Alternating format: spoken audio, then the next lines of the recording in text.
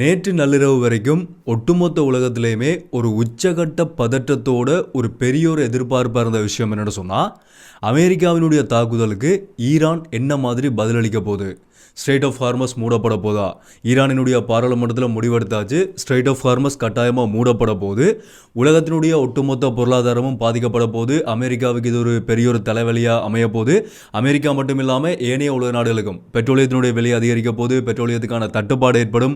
அது ஏற்பட்டுச்சுன்னு சொன்னால் ஒட்டுமொத்த பொருளாதாரமே அவ்வளவுதான், உலகத்தினுடைய பொருளாதாரமே கொலாப்ஸ் ஆக போது, எல்லாமே முடிஞ்சு போச்சு என்று சொல்லி கிட்டத்தட்ட உறுதிப்படுத்தி மூன்றாம் உலக போருக்கான ஒரு பாதையாக தான் ஈரானின் இந்த செயல்பாடு அமைய போது, அதையும் தாண்டி தாக்குதல் வேறு நடத்தப்பட போதுன்ற வரைக்கும் எல்லாமே உறுதிப்படுத்தின மாதிரி தான் நேற்று நள்ளிரவு வரைக்கும் எல்லாமே போய்கொண்டிருந்தது. சரி, ஓகே, காலையில் என்னதான் நடந்திருக்குன்னு சொல்லி தூங்கி எழுந்து விடிய பார்ப்போம்னு பார்த்தா, காலையில் நியூஸை பார்த்தா எல்லாமே தலைகளாக மாறி இருக்குது. பஞ்சாயத்து தலைவர் அமெரிக்கா உள்ளே பூந்து 2 நாட்டுக்கு முடியல போர் இனிமேல் இல்லை, போரை பெரிய அளவில் மாற்றி விட்டதே அமெரிக்கா தான். ஆனால் அவரே டொனால்ட் ட்ரம்ப் என்ன சொல்லியிருந்தாருன்னு சொன்னால், இனிமேல் ஈரானுக்கும் இஸ்ரேலுக்கும் இடையில போர் இல்லை, 2 நாடுகளுக்கும் இடையில சமாதான உடன்படிக்கை நாங்கள் செய்திருக்கிறோம், இதனால் இனிமேல் போர் வராது, உலகத்தினுடைய அமைதி தான் இனிமேல் நிலவ போகுதுன்னு சொல்லி ஒரு ட்விட்டை காலையில் போட்டிருக்கிறார். என்னடா நடக்குதுன்னு சொல்லி பார்த்தா, இந்த ஜியோ பொலிட்டிக்ஸ் இருக்குது தானே, பூகோள அரசியல்ன்றது, இது கிட்டத்தட்ட ஒட்டுமொத்த இந்த உலகத்தினுடைய வல்லரசு நாடுகள், பெரிய பெரிய நாடுகளாக நாங்கள் பார்த்து கொண்டிருக்கிற ரஷ்யா, அமெரிக்கா, சீனா, இந்த ஈரான், இந்த நாடுகள் எல்லாமே வெளியில் தங்களை எதிரியாக காட்டிக்கொண்டு உள்ளுக்குள்ள முழுமையாக A to Z திட்டமிட்டு செய்யக்கூடிய செயல்பாடுகள் தான் இந்த போர், இந்த பொருளாதாரத்தில் நடக்கக்கூடிய பிரச்சனைகள், இது எல்லாமே என்று சொல்லி இப்போ எங்களால் ஓரளவுக்கு விளங்கி கொள்ளக்கூடிய மாதிரி இருக்குது. இது அவ்வளோ பெரிய சிக்கலான விஷயம் எல்லாம் இல்லை. இப்போ நடந்திருக்கக்கூடிய இந்த 12 நாட்கள் நடந்த இந்த போர்ன்றது இப்போ கிட்டத்தட்ட இது போர் நிறுத்தம்னு சொல்லி உடன்படிக்கைக்கு 3 நாடுகளுமே உள்ளே வந்திருக்குது. ஈரானும் வந்திருக்குது, இஸ்ரேலும் வந்திருக்குது, அமெரிக்கா தான் அதுக்கு நடுவில் நின்று பஞ்சாயத்து செஞ்சு 2 நாடுக்கு முடியல சமாதானத்தை ஏற்படுத்தி விட்டுருக்குது. இது அவ்வளவுமே கிட்டத்தட்ட எல்லாமே திட்டமிட்டு நடத்தப்பட்ட ஒரு செயல்பாடுன்றதை எங்களால் வெளிப்படையாக விளங்கி கொள்ளக்கூடிய மாதிரி இருக்குது. நீ எப்படி இதை திட்டமிட்ட செயல்பாடுன்னு சொல்லுவ, நீ அவ்வளவுக்கு பூகோள அரசியலை விளங்கி கொண்ட பெரிய ஒரு லெஜெண்டானியன்னு சொல்லியெல்லாம் கேட்டிங்கன்னு சொன்னால், இதுக்கு நாங்கள் அவ்வளோ பெரிய லெஜெண்டாவோ இல்லாட்டி பூகோள அரசியலை விளங்கி கொள்ளக்கூடிய ஒரு ஆளாவோ இருக்க வேண்டிய அவசியம் இல்லை. டெய்லி வரக்கூடிய இந்த செய்திகளை நாங்கள் வடிவாக உன்னிப்பாக பார்த்தோம்னு சொன்னாலே இது எப்படி திட்டமிட்டு நடத்தப்படுதுன்றதை எங்களால் தெளிவாக விளங்கி கொள்ள முடியும்.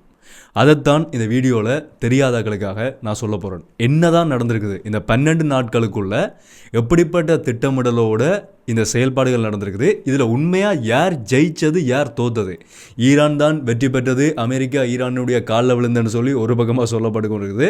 இன்னொரு பக்கமாக இல்லை, ட்ரம்ப் என்ன சொல்கிறாருன்னு சொன்னால், இஸ்ரேலும் ஈரானும் 2 பேருமே சேர்ந்து என்னிட்ட கேட்டார்கள், 2 பேருக்கு முடியல சமாதானத்தை ஏற்படுத்தி விடுங்கன்னு கேட்டார்கள், அதுக்காகத்தான் நான் சமாதானத்தை ஏற்படுத்தி விட்டேன்னு சொல்லி ட்ரம்ப் ஒரு பக்கமாக சொல்லி கொண்டிருக்கிறார். இந்த மாதிரி மாறி மாறி ஒவ்வொரு கதைகள் சொல்லப்படும் போது உண்மையிலேயே யார் ஜெயித்தது, யாருக்கு இழப்புன்னு பார்க்க போனால் அதைத்தான் இந்த வீடியோவில் முழுமையாக நான் சொல்ல போகிறேன். வீடியோவை கடைசி வரைக்கும் பாருங்கள், என்னன்றது உங்களுக்கே தெளிவாக விளங்கும். என்ன விஷயம் மட்டும் உண்டா தெளிவாக முதலிருந்தே பார்க்கலாம். அனைவருக்கும் வணக்கம், நான் உங்கள் VK கரிகாலன். அதுக்கு முதல் என்னோட வீடியோக்கு பஞ்சாரம் அதை புதுசாக பார்த்து கொண்டீங்கன்னு சொன்னால் தொடர்ச்சியான அப்டேட்ஸுக்கு சப்ஸ்கிரைப் பண்ணி அந்த பெல் ஐக்கனை கிளிக் பண்ணி ஆல் ஆப்ஷன் வச்சுக்கோங்க. அப்போ நான் அப்லோட் பண்ணுற வீடியோஸ் எல்லாமே தொடர்ச்சி அவங்களுக்கு கொடுங்க நோட்டிஃபிகேஷன்ஸாக வரும். அதுமாதிரி யாராவது நான் பர்சனலாக ஃபாலோ பண்ணிச்சிங்கன்னு சொன்னாலும் இன்ஸ்டாகிராமில் போய் VK கரிகாலன் சர்ச் பண்ணிங்கன்னு சொன்னால் அந்த ப்ரொஃபைலும் அங்கே மாதிரி ஃபாலோ பண்ணிக்கொள்ளுங்க. இந்த வீடியோ லைக் பண்ணுறதுக்கு மட்டும் வீடியோ கடைசியில் முடிஞ்ச வரைக்கும் எல்லாருக்குமே இந்த வீடியோ ஷேர் பண்ணி விட்டுருங்க. ஓகே, நாங்கள் ஆழமாக எல்லாம் பார்க்க போகிறது இல்லை, சிம்பிளாக எல்லாருக்குமே விளங்கக்கூடிய மாதிரி தெளிவாகவே சொல்கிறேன்.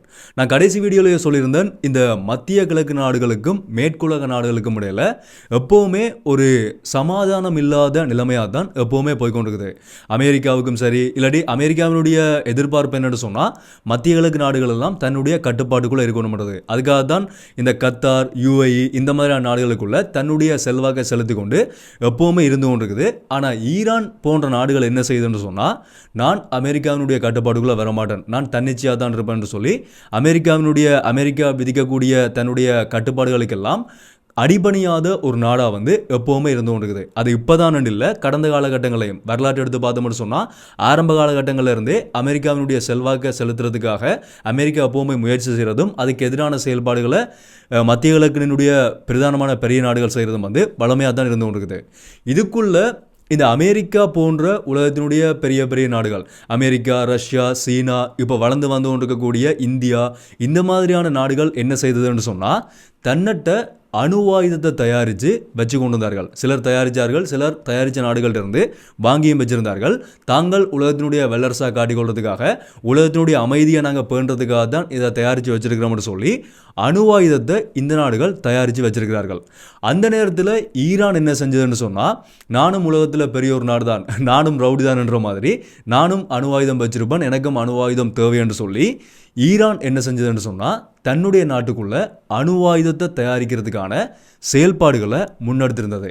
இதுக்கு அமெரிக்கா என்ன செஞ்சதுன்னு சொன்னால், நீ அப்படி செய்ய முடியாது, அது ஈராக்குக்கும் அதான் நடந்தது, இப்போ ஈரானுக்கும் அதான் நடந்தது, நீங்கள் அணு ஆயுதத்தை தயாரிக்க முடியாது, நீங்கள் அணு ஆயுதம் வச்சிருக்கிறத எங்களால் அனுமதிக்க முடியாதுன்னு சொல்லி எப்போவுமே அமெரிக்கா இந்த நாடுகளுக்கு எதிர்ப்பை வெளியிட்டு கொண்டு வந்தார்கள்.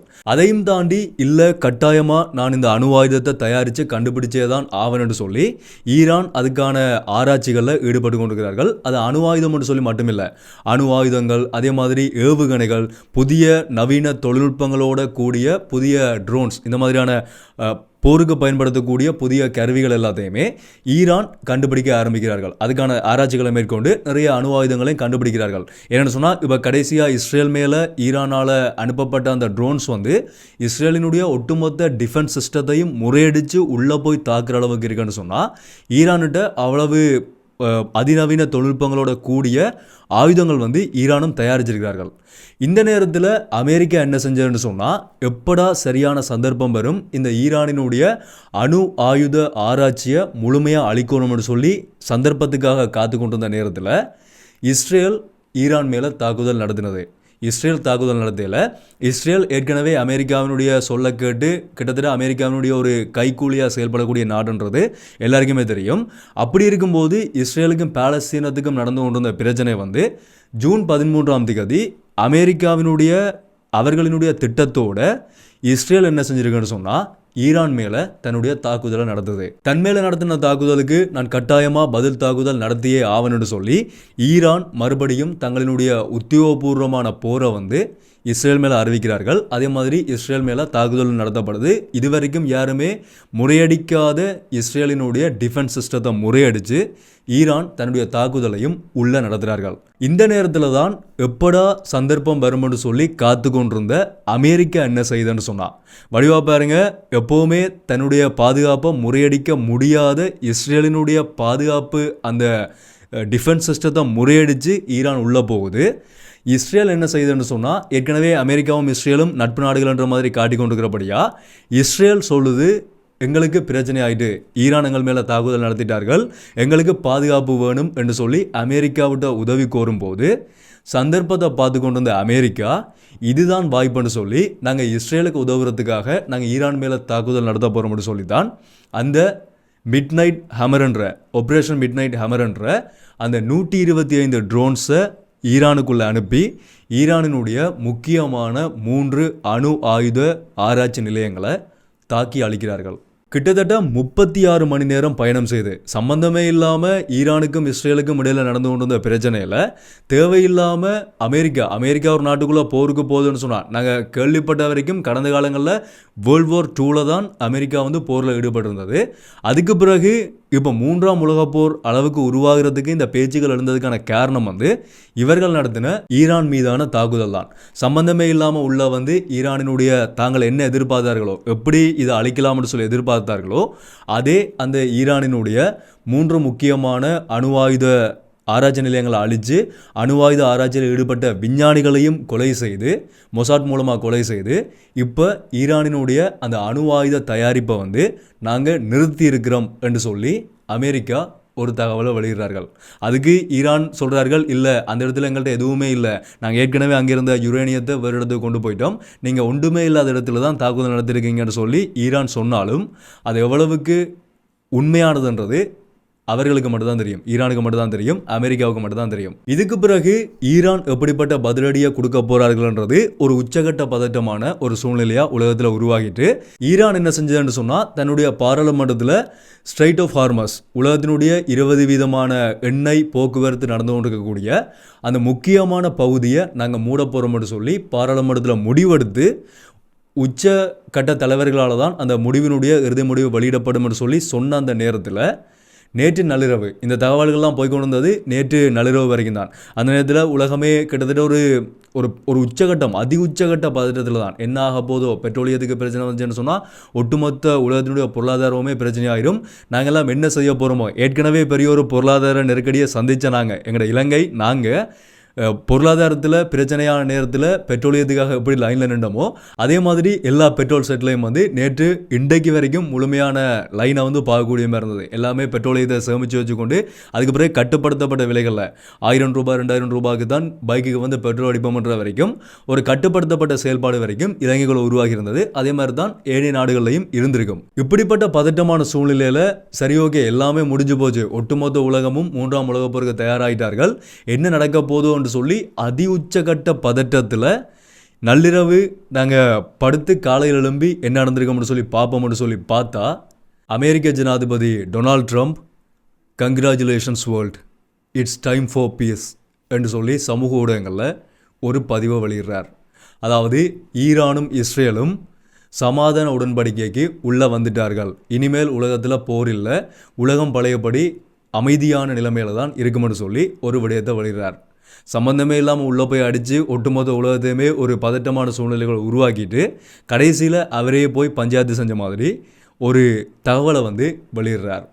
என்ன நடந்திருக்கு, நள்ளிரவில் என்ன நடந்திருக்குன்னு சொன்னால், ஈரான் இந்த அமெரிக்காவினுடைய தாக்குதலுக்கு நாங்கள் பதில் தாக்குதல் செய்வோம்னு சொல்லி சொன்ன மாதிரி ஏவுகணைகளை ஏவி இருக்கிறார்கள். எங்கே ஏவுகணைகள் ஏவப்பட்டிருக்குன்னு சொன்னால், மிசைல் லான்ச் பண்ணப்பட்டிருக்குன்னு சொன்னால், கத்தாரில் இருக்கக்கூடிய அமெரிக்காவினுடைய படைத்தளங்கள் மேலே ஏவுகணைகள் ஏவப்பட்டிருக்குது. ஆனால் அது எல்லாமே கத்தாரினுடைய டிஃபென்ஸ் சிஸ்டத்தால் முழுமையாக தாக்கி அழிக்கப்பட்டுது. அதில் ஏதோ அந்த மிசைலினுடைய ஒரு பகுதி மட்டும் கீழே விழுந்திருக்குது. மற்றும்படி எந்த விதமான ஒரு செயல்பாடுகளுமே ஈரானால் மேற்கொள்ளப்படலை. ஆனால் டொனால்ட் ட்ரம்ப் என்ன சொல்லியிருந்தாருன்னு சொன்னால், அடுத்த 6 மணி நேரங்களில் இஸ்ரேலும் ஈரானும் சமாதானத்துக்குள்ளே வருவார்கள், இனிமேல் உலகத்தில் பிரச்சனை நடக்காதுன்னு சொல்லி. ஆனாலும் காலையில் திரும்பவும் ஈரான் என்ன சொல்லியிருந்தாருன்னு சொன்னால், அப்படி எந்த ஒரு உடன்படிக்கையுமே இங்கே கைச்சாத்திரப்பட உடன்படிக்கைக்குமே நாங்கள் உள்ள வரையில் நாங்கள் போரை இஸ்ரேல் மேலே செய்ய போகிறோம் என்ற மாதிரி ஒரு விடயத்தை சொல்லியிருந்தார்கள். இஸ்ரேலும் அதே மாதிரியான ஒரு தகவலை தான் வெளியிட்டு கொண்டிருந்தார்கள். அதுக்கு பிறகு ஒரு மணி நேரத்துக்கு பிறகு மறுபடியும் ஈரான் சொல்கிறார்கள், இஸ்ரேல் போரை நிறுத்தினா நாங்களும் போரை நிறுத்துவோம், சமாதானமாக வருவோம்னு சொல்லி. அதுக்கு பிறகு இப்போ கிட்டத்தட்ட இஸ்ரேலுக்கும் ஈரானுக்கும் இடையில் ட்ரம்ப் சொன்ன மாதிரி 6 மணி நேரங்களுக்குள்ள சமாதானம் நாங்கள் ஆக போகிறோம், இனிமேல் போர் செய்ய மாட்டோம்ன்ற மாதிரி ஒரு விடயம் செய்திகளில் இப்போ எங்களால் பார்க்கக்கூடிய மாதிரி இருக்குது. 2 நாடுகளுமே சமாதானத்துக்குள்ளே உள்ளே வந்திருக்கிறார்கள். ஆக மொத்தத்தில் அமெரிக்கா திட்டமிட்ட மாதிரியே ஈரானுக்குள்ளே போய் ஈரானினுடைய அணு ஆயுத ஆராய்ச்சிகளை அழிச்சிட்டார்கள். இஸ்ரேல் சொன்ன மாதிரியே அமெரிக்கா திட்டமிட்ட மாதிரியே ஈரானுக்குள்ளே போய் தங்களால் எவ்வளோ தாக்குதல் நடத்த முடியுமோ என்னென்ன இடங்களை ஏவுகணை செய்யக்கூடிய இடங்கள், அதே மாதிரி ஈரான் வச்சிருந்த அவர்களுடைய ஆயுதங்கள், இந்த மாதிரி முக்கியமான இடங்கள்ல எல்லாமே அதிகமான தாக்குதலை நடத்தியிருக்கிறார்கள். ஒரு நீண்ட காலமாக அவர்கள் திட்டமிட்ட மாதிரியே ஈரான் மேலே தங்களினுடைய முழுமையான தாக்குதலையும் நடத்தி முடிச்சிருக்கிறார்கள். அதுக்கு ஈரான் தன்னுடைய பக்கத்திலிருந்து பதில் தாக்குதல் நடத்தும் பதில் செயற்பாடுகளாக இந்த ஸ்ட்ரைட் ஆஃப் ஹார்மஸ் போன்ற இடங்களை மூடப்போகுதுன்றது தெரிஞ்சதுக்கு பிறகுதான் அமெரிக்கா ஈரானோட பேச்சுவார்த்தையை நடத்தி அதை செய்யாதீங்கன்னு சொல்லி கிட்டத்தட்ட ஈரான் நிற்கதியான நிலைமைக்குள்ளே போனதுக்கு பிறகு ஒரு சமாதான உடன்படிக்கை மாதிரி இப்போ செய்து விட்டுருக்கிறார்கள். இதுதான் உண்மையிலேயே எங்களால் பார்க்கும்போது நடந்திருக்கக்கூடிய ஒரு விடயமாக தெளிவாக எங்களால் பார்க்கக்கூடிய மாதிரி இருக்குது. அதாவது அமெரிக்கா முழுமையாக திட்டமிட்டு இஸ்ரேலை ஈரான் மேலே தாக்குதல் நடத்த சொல்லி மறுபடியும் ஈரான் இஸ்ரேல் மேலே போர் தொடுத்து இந்த சந்தர்ப்பத்தை பயன்படுத்தி அமெரிக்கா ஈரானுக்குள்ளே போய் அணுவாயுத ஆராய்ச்சிகள் எல்லாத்தையுமே முழுமையாக அழித்ததுக்கு பிறகு ஈரானால் இனிமேல் ஒன்றும் செய்ய முடியாத கட்டத்துக்குள்ளே போனதுக்கு பிறகு சமாதான உடன்படிக்கைன்னு சொல்லி இப்போ ஈரானையும் எதுவுமே செய்ய விடாமல் முழுமையாக இந்த போரை தடுத்து நிறுத்தியிருக்கிறார்கள். பெரிய அளவிலான விளைவுகள் ஏற்படாமல் தடுத்து நிறுத்தியிருக்கிறார்கள். இதுக்குள்ளே யார் ஜெயிச்சதுன்னு சொல்லி கேட்டால் ஈரான் சொல்கிறார்கள் அமெரிக்கா தங்களோட காலில் விழுந்தது, அதனால தான் நாங்கள் சரின்னு சொல்லி சமாதான உடன்படிக்கைக்கு ஒத்துக்கொண்டோம்னு சொல்கிறார்கள். இஸ்ரேல் ஒரு பக்கம் இல்லை ஈரான் தான் எங்கள்கிட்ட கேட்டார்கள், அதனால தான் நாங்கள் சமாதானமாக போனோம்னு சொல்கிறார்கள். அமெரிக்கா ஜனாதிபதி டொனால்ட் ட்ரம்ப் என்ன சொல்லியிருந்தாருன்னு சொன்னால், 2 நாட்டினுடைய தலைவர்களுமே ஒரே நேரத்தில் தன்னிட்ட கேட்டபடியாக தான் நாங்கள் சமாதானத்துக்கு அவர்களுக்கு பேச்சுவார்த்தை நடத்துகிறோம்னு சொல்லி அவர் சொல்கிறார். ஆனால் ஒட்டுமொத்தத்தில் இதில் யார் ஜெயிச்சதுன்னு சொன்னால், உண்மையை பார்க்க போனால் அமெரிக்காவும் இஸ்ரேலும் தான். ஈரான் தன்னுடைய பலத்தை இழந்திருக்கிறார்கள்ன்றதான் இதில் எங்களால் பார்க்கக்கூடிய ஒரு தெளிவான விடயம். வேறு வழி இல்லாமல் ஈரான் தன்னுடைய சமாதான உடன்படிக்கை மூலமாக தன்னால் இனிமேல் எதுவுமே செய்ய முடியாதுன்ற தெரிஞ்சதுக்கு பிறகு சமாதானமாக போயிருக்கிறார்கள். அது வழியில் தெரியாமல் அமெரிக்கா இதை ஒட்டுமொத்தமாக மூடி மறைச்சு 2 நாடுகளுமே சமாதானமாக போன மாதிரி காட்டியிருக்கிறார்கள். இதுதான் உண்மையிலேயே நடந்திருக்குது. ஏன்னு சொன்னால் ஈரான் கேட்ட மாதிரி ரஷ்யாவோ சீனாவோ இதுக்குள்ளே எப்போவுமே வரையலை. ஏன்னா பிரச்சனை நடந்து கொண்டு இருக்கும்போது தானும் உள்ள இதை பெரிய ஒரு பிரச்சனையாக மாற்றாமல் அவர்கள் சைலண்டாக வேடிக்கை பார்த்து கொண்டு இருந்தார்கள். ஈரான் மட்டும்தான் போர் செய்தது, ஈரான் மட்டும்தான் தன்னுடைய ஆயுதங்களை இழந்து நிற்கிது. இப்போ அணு ஆயுதமும் இல்லாமல் அதை திரும்ப பில்ட் பண்ணுறது தங்களுக்கு அழியலைன்னு சொல்லி கொண்டிருக்கிறார்கள். ஆனால் உண்மையிலேயே அழிக்கப்பட்டிருந்தால் அதை திரும்ப உருவாக்குறது நீண்ட கால ஒரு ப்ரொசஸாக இருக்கும். அது வரைக்கும் அமெரிக்கா தன்னுடைய வேலையை பார்த்து கொண்டிருக்கும். இதுதான் இங்கே நடந்திருக்கக்கூடிய ஒரு செயல்பாடாக, இந்த 12 நாட்களுக்குள்ளே நடந்திருக்கக்கூடிய செயல்பாடாக எங்களால் தெளிவாக பார்க்கக்கூடிய மாதிரி இருக்குது. ஒட்டுமொத்தத்தில் இதில் நாங்கள் எல்லாருமே ஒரு பேனிக்கானது மட்டும்தான் மிச்சம். எல்லாருமே உலகமுமே ஒரு பதட்டமான சூழ்நிலையை அடைஞ்சது மட்டும்தான் மிச்சமே தவிர மற்றும்படி அமெரிக்கா நினைச்ச மாதிரி தன்னுடைய வேலையை கடந்த காலங்களில் அவர்கள் செய்த மாதிரி சிறப்பாக செய்து முடிச்சுட்டு சைலண்டாக எல்லாத்தையுமே முடிச்சு விட்டுட்டுருக்கிறார்கள். நள்ளிரவு மட்டும் இருந்த பதட்டம் இப்போ எல்லாமே ஸ்மூத்தாக ஸ்ட்ரெயிட் ஆஃப் ஃபார்மஸ் மூடப்படையில் பெட்ரோலியத்துக்கு பிரச்சனை வராது, அது உறுதிப்படுத்தப்பட்டிருக்குது. பெட்ரோலியத்துக்கு எந்த பிரச்சனையுமே இல்லை, யாருமே லைனில் போய் நிற்க வேண்டிய அவசியம் இல்லை. மறுபடியும் இஸ்ரேலுக்கும் ஈரானுக்கும் இடையில் பிரச்சனை வருமானது அது ஒரு கேள்விக்குறி தான். ஆனால் மற்றபடி உலக பொருளாதாரத்தில் சிக்கல் வராதுன்றது இப்போ உறுதிப்படுத்தப்பட்டிருக்குது. நான் ஆரம்பத்திலே சொன்ன மாதிரி இந்த ஜியோ பொலிட்டிக்ஸ் பூகோள அரசியல்ன்றது எல்லாமே முழுமையாக A to Z திட்டமிட்டு தான் நடத்தப்படுதே தவிர வெளியில் எங்களுக்கு எல்லா நாடுகளுமே எதிரி மாதிரி. அமெரிக்காவுக்கும் சீனாவுக்கும் பிரச்சனை, அமெரிக்காவுக்கும் ரஷ்யாவுக்கும் பிரச்சனை, அதே மாதிரி ஈரானுக்கும் அமெரிக்காவுக்கும் பிரச்சனை, ஈரானுக்கும் இஸ்ரேலுக்கும் பிரச்சனைன்னு சொல்லி வெளியில் காட்டி கொண்டிருக்கிறார்களே தவிர உள்ளுக்குள்ளே எல்லாமே பிரச்சனைகள் இருக்குதான். சொல்கிற மாதிரி உண்மையிலேயே பிரச்சனைகள் இருக்குதான். ஆனால் உள்ளுக்குள்ளே திட்டமிட்டும் நிறைய செயல்பாடுகளை இவர்கள் ஒற்றுமையாகவும் செய்து கொண்டு தான் இருக்கிறார்கள்.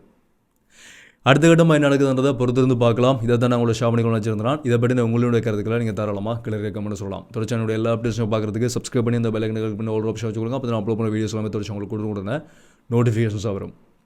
ஸோ மீண்டும் ஒரு வீடியோவில் சந்திப்போம். நன்றி.